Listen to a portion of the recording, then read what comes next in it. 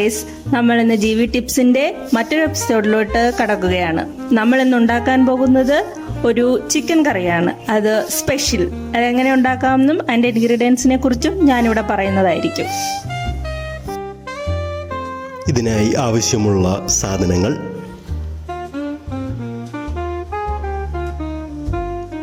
Chicken 250 gram,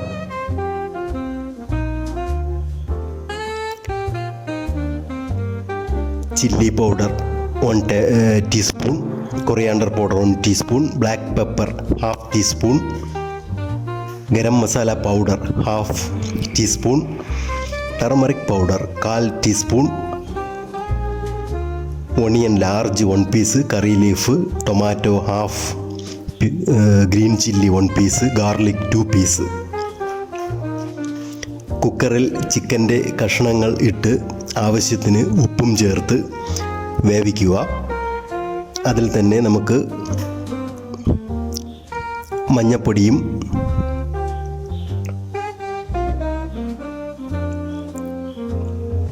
ചേർക്കാവുന്നതാണ്. ആവശ്യത്തിന് മാത്രം ഉപ്പിടുക.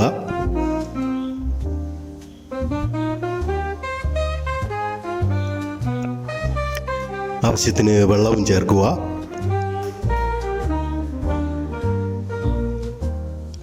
അതിനുശേഷം നന്നായിട്ട് ഇളക്കുക. മസാല ചിക്കൻ കഷ്ണങ്ങളിൽ നന്നായി പിടിക്കുന്ന രീതിയിൽ ഇളക്കി ചേർക്കുക. കുക്കർ അടച്ചതിന് ശേഷം തീയിൽ 2 വിസിലടയ്ക്കുന്നത് വരെ വേവിക്കുക.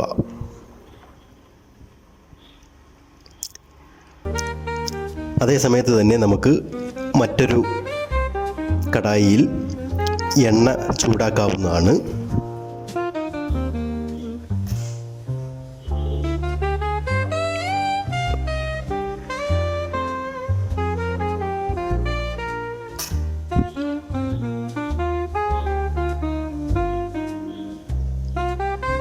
ആവശ്യത്തിന് എണ്ണ ഉപയോഗിക്കുക. നമ്മൾ എടുക്കുന്ന കടായിയുടെ സൈസിനനുസരിച്ചാണ് എണ്ണ ചേർക്കേണ്ടത്.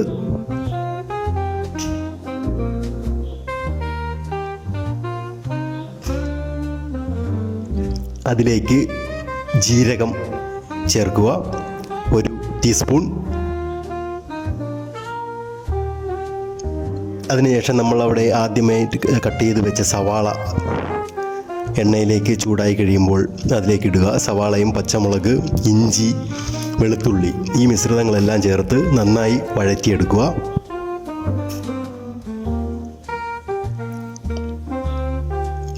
സവാള സ്വർണ്ണ നിറമാകുന്നത് വരെ തീയിലിട്ട് വഴറ്റേണ്ടതാണ്.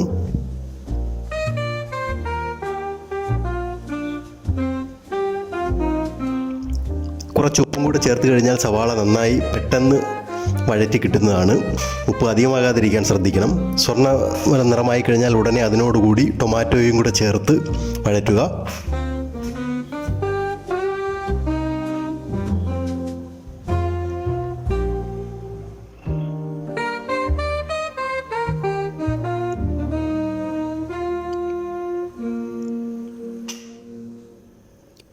നമ്മുടെ ബാക്കി മസാലകളെല്ലാം മിശ്രിതങ്ങളെല്ലാം കൂടി ചേർത്ത് ഇനി വഴറ്റാവുന്നതാണ്.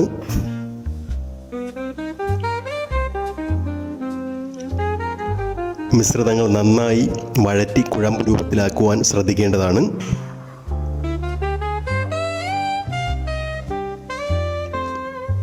നന്നായി ചൂടായി കിട്ടേണ്ടതാണ് എല്ലാ മസാലകളും. എങ്കിൽ മാത്രമേ നല്ല രുചി ഉണ്ടായിരിക്കുകയുള്ളൂ.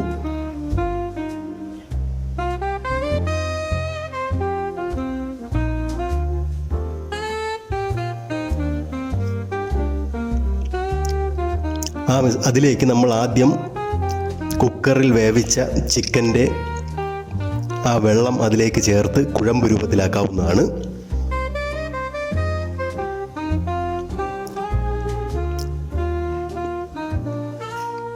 കുഴമ്പ് രൂപത്തിലായിട്ടുള്ള മിശ്രിതത്തിലേക്ക് നമ്മൾ ആദ്യമേ തന്നെ വേവിച്ച് റെഡിയാക്കി വെച്ച ആ ചിക്കൻ്റെ കഷ്ണങ്ങളും കൂടി ചേർത്ത് നന്നായി വഴറ്റിയെടുക്കാവുന്നതാണ്.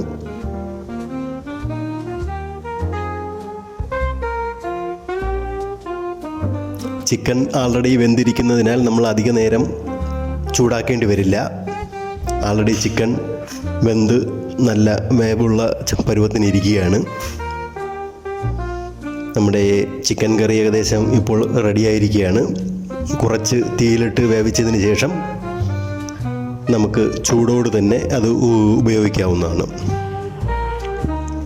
അതാ നിങ്ങളുടെ ചിക്കൻ കറി ഇവിടെ ഏകദേശം റെഡിയായിരിക്കുകയാണ്. അതിലേക്ക് നമ്മുടെ കറി ലീഫും കൊറിയാണ്ടർ ലീഫും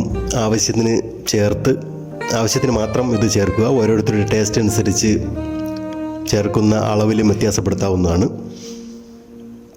ഇപ്പോൾ നമ്മളുടെ ചിക്കൻ കറി റെഡിയായിരിക്കുകയാണ്. ചൂടോടെ തന്നെ ഉപയോഗിക്കുക, എങ്കിൽ മാത്രമേ അതിന് നല്ല രുചി കിട്ടുകയുള്ളൂ. ഇവിടെ ഉപ്പ് ശകലം കൂടി ഇടണമെന്ന് എനിക്ക് തോന്നിയിട്ടുണ്ട്. അതുകൊണ്ട് ഞാൻ കുറച്ച് ഉപ്പും കൂടി ചേർക്കുകയാണ്. ഉപ്പ് പാകത്തിന് നിങ്ങളുടെ ഓരോരുത്തരുടെയും ടേസ്റ്റിനനുസരിച്ച് മാത്രം ചേർക്കുക.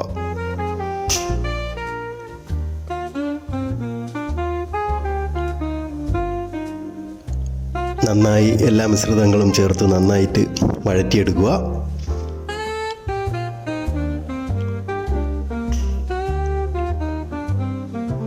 നമ്മുടെ ചിക്കൻ കറി അങ്ങനെ ഇവിടെ തയ്യാറായിരിക്കുകയാണ്.